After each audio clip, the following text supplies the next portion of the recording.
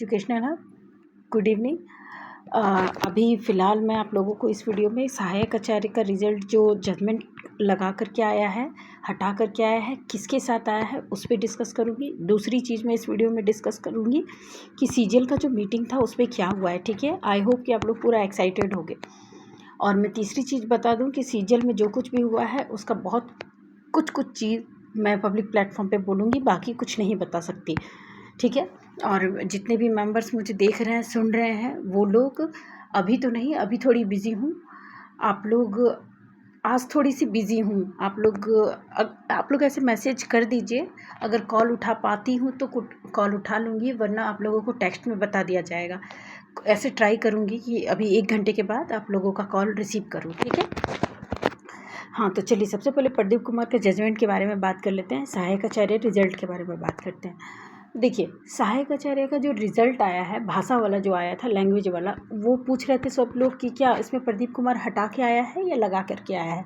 तो सबसे पहली बात एक वर्ड में कि जजमेंट लगा करके आया है। ठीक है, अब आप लोग बोलेंगे कि जजमेंट लगा कर क्यों आया, आपने बोला था हट गया जजमेंट, प्रदीप कुमार का जजमेंट हट गया। तो रीज़न ये है कि अभी पहली चीज़ जो है, अभी वो ऑर्डर कॉपी जो है वो अभी जेएसएससी में नहीं आई है। ऑर्डर कॉपी आई ही नहीं है। ऑर्डर कॉपी पहले पब्लिश होगी, ऑर्डर कॉपी फिर जेएसएससी को भेजा जाएगा, फिर जेएसएससी रिजल्ट तैयार करेगी ऑर्डर के अकॉर्डिंग। ठीक है, बाद बाकी जज साहब ने जो अपने मुंह से बोला था उस चीज़ को आप लोग यहाँ पे देखिए।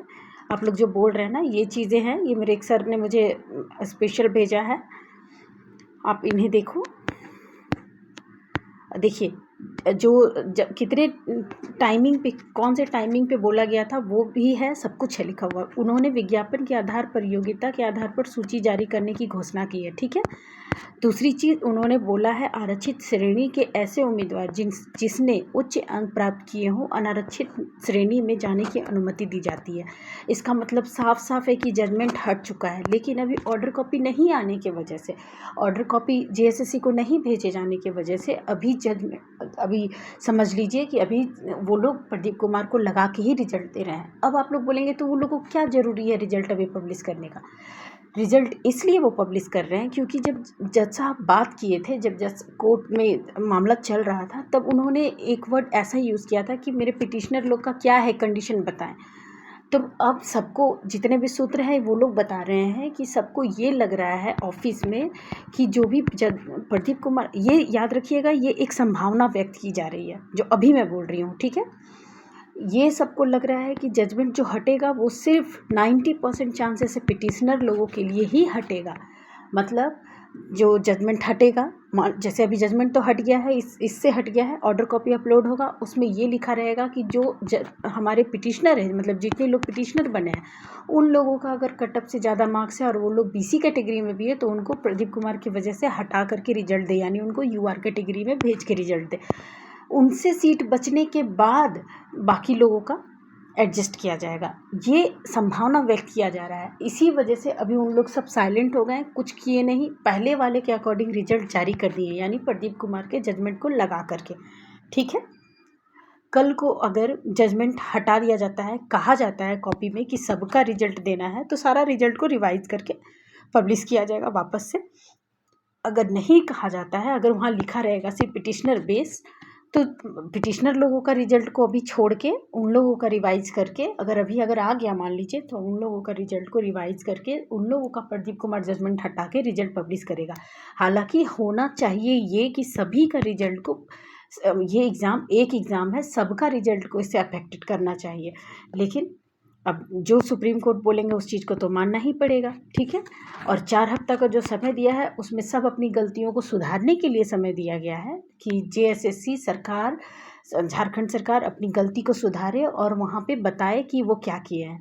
तो अब देखिए, आज तो नहीं, आज तो सैटरडे है, आज छोड़ के, कल संडे छोड़ के मंडे तक ऑर्डर कॉपी आ जाएगी कि क्या बोला गया है, जजमेंट की कॉपी आ जाएगी। और जजमेंट की कॉपी आने तक अब हमारा व्हाट्सएप ग्रुप, शिक्षक वाला ग्रुप, एडमिन मोड में जाता है, क्योंकि लोग बहुत नेगेटिव पॉजिटिव बात करते हैं, इससे बहुत कैंडिडेट परेशान होते हैं, मुझे डायरेक्ट मैसेज करते हैं कि मैम बहुत ज़्यादा गलत बोलते हैं सब, आप कुछ करते क्यों नहीं है। इस वजह से अब डायरेक्ट एडमिन मोड में जा रहा है ग्रुप, अब ऑन नहीं होगा। ठीक है, तो ये था सहायक आचार्य से रिलेटेड बात। होप आप लोगों को समझ में आ गई होगी कि मैं क्या बोल रही हूँ। आप लोग दोबारा से वीडियो को रिवाइंड करके देखना, सब चीज़ें समझ में आ जाएगी कि जजमेंट हटने के बाद भी रिजल्ट क्यों जारी किया गया है। उन लोग का साफ साफ यही कहना है कि सुप्रीम कोर्ट जजमेंट देगा सो देगा, उसको साइड किया जाता है, पहले के अकॉर्डिंग रिजल्ट जारी किया जाएगा। जजमेंट आने के बाद देखा जाएगा कि क्या करना है, जजमेंट में जैसा लिखा रहेगा उस अकॉर्डिंग करना है, ठीक है। इसका ये मतलब बिल्कुल नहीं है कि प्रदीप कुमार जजमेंट नहीं हटा है, प्रदीप कुमार जजमेंट हट गया है, लेकिन इसके अलावा भी कुछ कुछ चीज़ें हैं जिसकी वजह से अभी जेएसएससी प्रदीप कुमार हटा के रिजल्ट नहीं दे रही है, ठीक है। ये कंप्लीट हो गया है। अब बात करेंगे सीजीएल के मीटिंग में क्या हुआ। हाँ, तो सबसे पहले गुड न्यूज़ है कि सीजीएल का जो मीटिंग हुआ है उसमें जो डीवी था, डीवी लिस्ट जो था, थर्ड लिस्ट, जो लोग बोल रहे थे जितने लोग कि थर्ड डीवी नहीं आएगा, ये मैम झूठ बोल रही है, ये उल्लू बना रही है, तो डीवी लिस्ट को लॉक करने की डेट फाइनल हो गई है। जी हाँ, डीवी लिस्ट को, जैसे मैंने पता, मेरे अभी भी कुछ मेंबर्स ऐसे होंगे जिनको डेट मैं पहले ही बता दी थी कि ऐसा ही होगा। डीवी लिस्ट लॉक होने के लिए कंफर्मेशन हो गया है।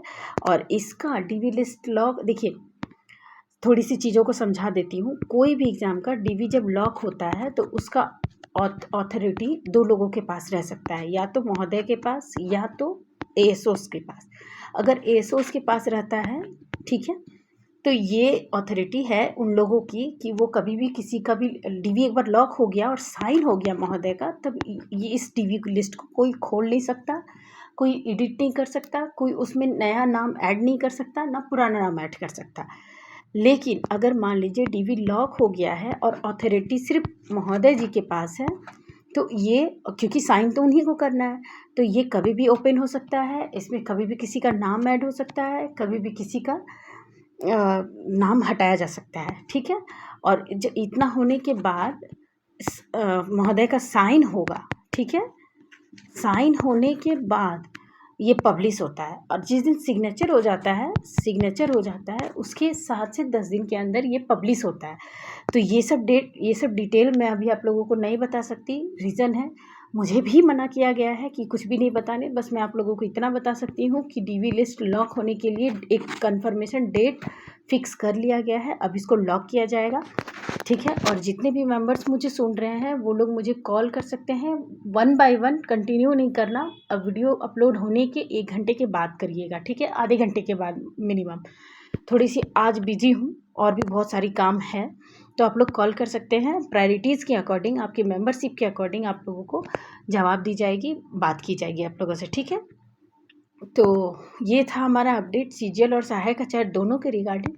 मिलते हैं नेक्स्ट वीडियो में। Thank you.